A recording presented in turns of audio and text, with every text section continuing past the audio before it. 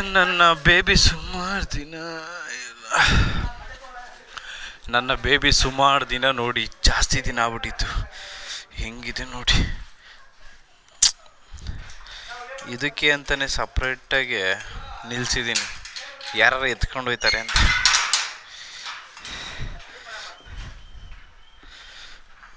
ನೋಡಿ, ಇದು ನಿಮ್ಮ 220 ಎಕ್ಸಾಕ್ಟ್. ನೋಡಿ ಸೌಂಡ್ ನೋಡಿದ್ರೆ ಕಳೆದೊಯ್ತೀರಾ.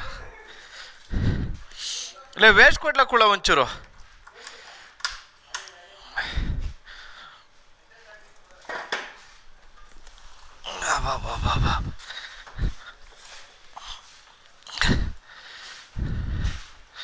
ನಾನು ಚೂರು ದೊಡ್ಡ ಹಾಕೋಕಾಯ್ತು.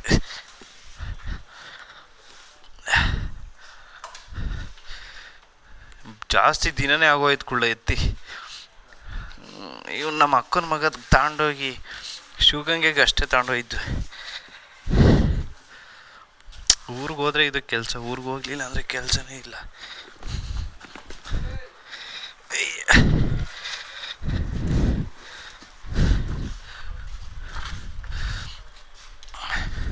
ವೇಸ್ಟ್ ಕೊಡ್ಲ ರವಿ?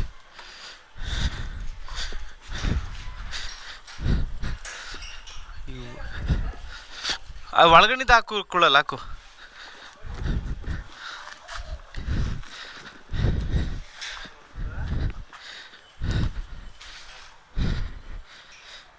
ಈ ಗಾಡಿ ಇದ್ಯಾರಲ್ಲ ಅಲ್ಲ ಹಾಕಿದ್ದೆ ಅಲ್ಲೇ, ಮತ್ತಿಲ್ಲ ಹಾಕಿರ ಯಾರು?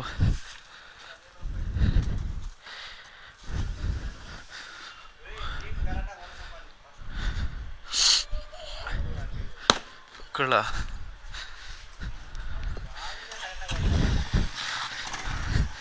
ಸೀಟ್ ಇಂಪಾರ್ಟೆಂಟ್ ಅಲ್ಲ ಕಣೋ, ಟ್ಯಾಂಕ್ ಇಂಪಾರ್ಟೆಂಟು. ಹಾಂ, ಅಲ್ಲಿ ಇದು ಕಿಟಕಿ ವೇಸ್ಟ್ ಐತಲ್ಲ, ವೇಸ್ಟ್ ಕೆಳಗಡೆ ಇಕ್ಕು. ಸೀಕ್ರೆಟ್ ಜಾಗನೇ ಗೊತ್ತಿಲ್ವಲ್ಲ ನಿನಗೆ?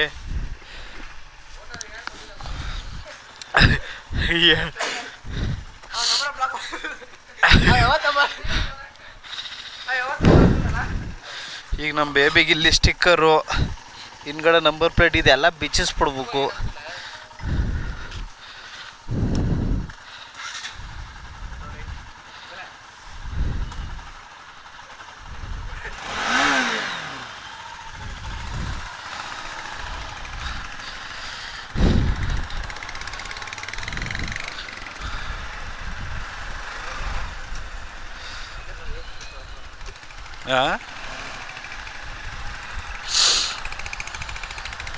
ಆದರೂ ಇದು BS4 ಗಾಡಿ ಎತ್ತಕ್ಕೆ ಏನೋ ಒಂಥರ ಖುಷಿ ನನಗೆ.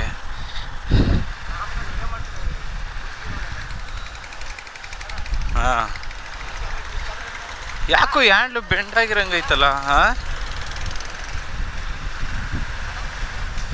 ಹ್ಯಾಂಡ್ಲು ಬೆಂಡಾಗಿರಂಗೈತೆ.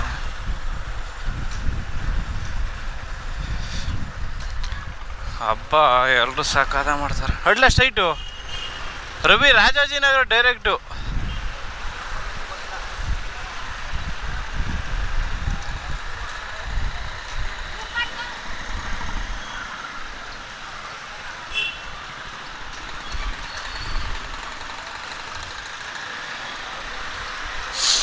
ಇವತ್ತು ಹಬ್ಬದ್ದು ಫೀಲೇ ಇಲ್ಲ ಕೆಳಕುಳ.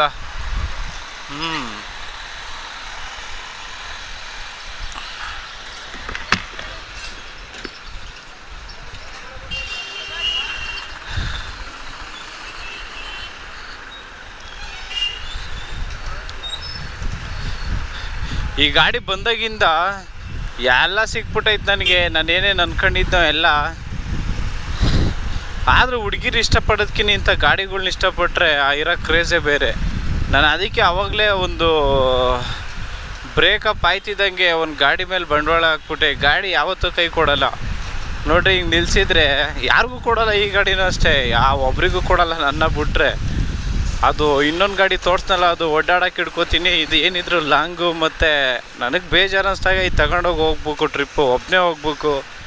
ಅದರಲ್ಲಿರೋ ಖುಷಿ ಬೇರೆ ಇದರಲ್ಲಿ ಯಾವುದ್ರಲ್ಲೂ ಸಿಗೋಲ್ಲ. ಅದಕ್ಕೆ ದಯವಿಟ್ಟು ಯಾರೇ ಹುಡುಗರಲ್ಲಿ ಲವ್ ಅಂತೂ ಮಾಡೋಕ್ಕೆ ಹೋಗ್ಬೇಡಿ. ನೀವು ಲವ್ ಮಾಡೋಂಗಿತ್ತ ನಿಮ್ಮ ಮೇಲೆ ಬೈಕೋ, ನಿಮ್ಮ ಅಪ್ಪ ಅಮ್ಮನ ಲವ್ ಮಾಡಿ. ಅವರು ಪಾಪ ಚೆನ್ನಾಗಿ ನೋಡ್ಕೋತಾರೆ. ಈ ಹುಡುಗಿರ್ನೆಲ್ಲ ಲವ್ ಮಾಡಿದ್ರೆ ಅರ್ಧ ಕೈ ಕೊಟ್ಬಿಡ್ತಾರೆ.